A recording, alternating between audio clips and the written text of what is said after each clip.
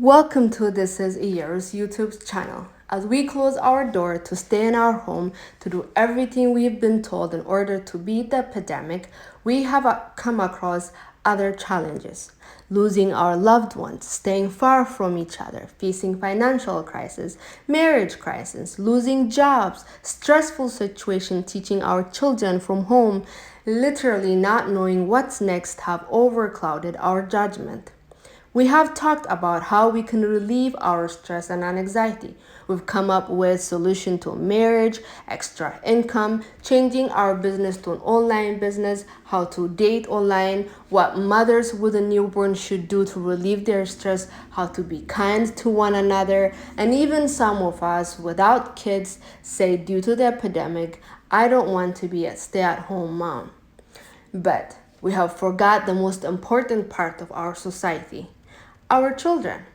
When I say our children, I say that because every child is everyone's child. Being Ethiopian, we strongly believe that it takes a village to raise a child.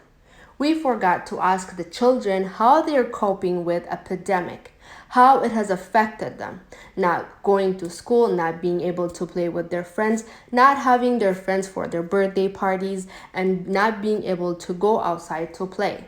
The purpose of this video is to discuss about children's well-being.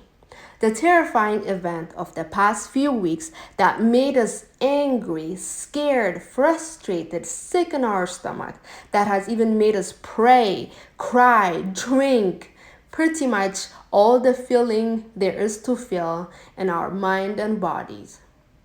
It was the reported case of the 101 children in the capital city of Ethiopia, Addis Ababa. There are 101 children who have been reported for being raped by their fathers in their own home. Often we think of rape, we think about the penetration of a man into a woman. But children as early as 4 months, boys and men will be raped or sexually assaulted every day. Out of that, 94% of a rape and sexual assault are experienced by female.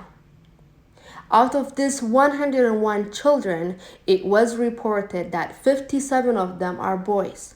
Now, Ethiopia is a country that has a high standard and expectation for being disciplined, rich culture, and religion. To hear this news as Ethiopian, hell, even an outsider as a human being will make everyone uncomfortable. I have decided to do this video in English so everyone can hear this devastating news, to spread the words in the hopes of bringing justice, to bring awareness, and to end this crucial act. However, I can't say that for the Ethiopian community and for others. Sexual assault experiences are embedded within the personal as well as the social and historical context within which we all live. To acknowledge the diversity and complexity of folks who experience it is important to note gender-based violence, that violence itself has to be considered in relation to an entire structure of domination of which patriarchy is but one part. We have to talk about how Ethiopian community views women and children. We often, how women and children come to marriage comes from how our grandmothers and those before them enter marriage through unwanted marriage by force as early as 12 years old. Children still marry at a young age. There is still forced marriage in Ethiopia. Then we have to talk about how we raise our boys differently than our girls and what it costs for someone else's child compared to our own children. We don't care because it's not our biological children or child. You will do everything above and beyond for your own child, but for someone else's child? In this case, fathers are the ones who rape their own children. Children are to be protected and loved and cared at all costs. As a human being, it's our greatest responsibility to make sure all children are safe. The sad truth is that we live in a society practice that both expresses and reinforces far-reaching inequality and oppression of women and children. Survivors started breaking the silence of a violence they had experienced and survived. Rape, childhood sexual abuse, ritual abuse, rape in marriage, battering, sexual harassment, stalking, and more. But then, proving rape or sexual harassment in a legal system based on a traditional sexist outlooks was not easy for any victim. Both substantive loss and the loss of evidence and procedures were unfavorable to those who are victims, since they were predicted on the traditional views of male and female sexuality and sexual behavior as basically different. The former active, assertive, even aggressive, the latter initially passive and subsequently responsive to a male intuitive. The Ethiopian community needs to view rape and sexual assault just as it is a crime to kill someone. For law enforcement to be trained and acknowledge what rape and sexual assault and how to treat the victims in a proper manner. For hospitals and clinics to have the proper rape kits for free of charge for victims. In the school to set up a room and a counselor that are well aware about the sexual abuse and rape for all students. For all the hospitals to provide a free counseling for rape and sexual harassed victims. To make the mandatory training for workplace environment about sexual assault and rape. Teach and encourage bystanders to challenge harassing behavior and jokes to promote healthy, positive norms. As for families or parents, due to our culture who might pressure their children to hug a family member when they don't want to. Instead, family members should teach their children to talk honestly and assertively about how they do or do not want to be touched. Teach the children what exactly sexual assault and what rape without sugarcoating it. When children come forward to share the experience they have in regards to sexual assault or rape, parents and the whole community should listen and take the necessary steps to help the children. Fathers commonly joke about protecting our daughters from predatory boys. This teaches both sons and daughters that boys are mindless aggressors and girls are helpless victims. Fathers, mothers, or community leaders need to seek to engage boys and men to see sexual violence as more than a woman's problem and understand the role of preventing violence. Encourage youth to challenge traditional expectation of masculinity that accepts or even promotes violence. Prevention needs to begin early childhood and continues for life. Teaching skills prevent violence starts with learning empathy for others, communication skills, and problem solving.